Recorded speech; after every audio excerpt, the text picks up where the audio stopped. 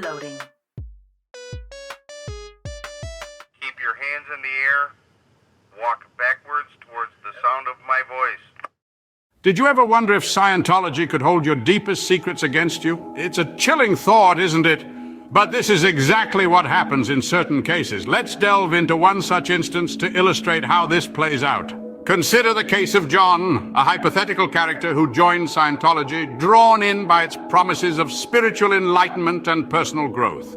As part of the auditing process, a central practice in Scientology, John was required to share his innermost secrets, fears, and past mistakes. These were all meticulously recorded, supposedly for John's spiritual betterment. But then the unthinkable happened. John confessed during an auditing session to a past crime. This confession was intended for spiritual cleansing. But in the hands of the so-called church, it became a weapon.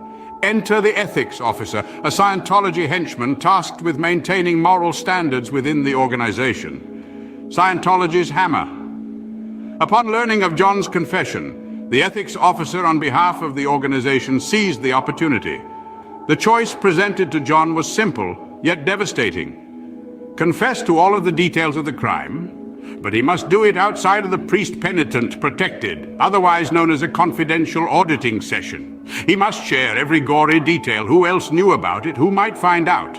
And then once they were satisfied, he must make amends for his transgressions and do something, an act for the greater good.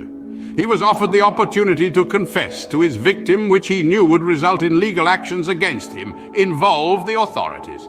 Or, they explained, he could keep his crime private between friends, just John and his church. All he must do is make a sizable donation to Scientology's war chest. This act would square things for John, so no police would need to be involved.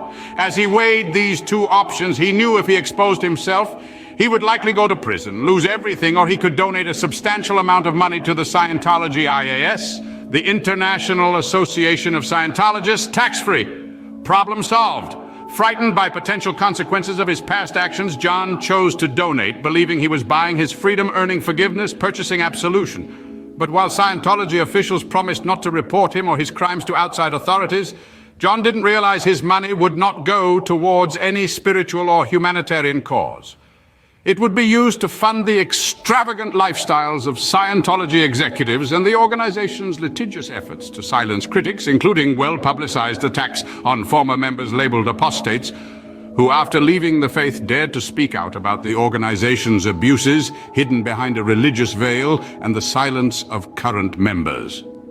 So, in the end, John's confession, intended for spiritual growth, was twisted into a tool for extortion and exploitation.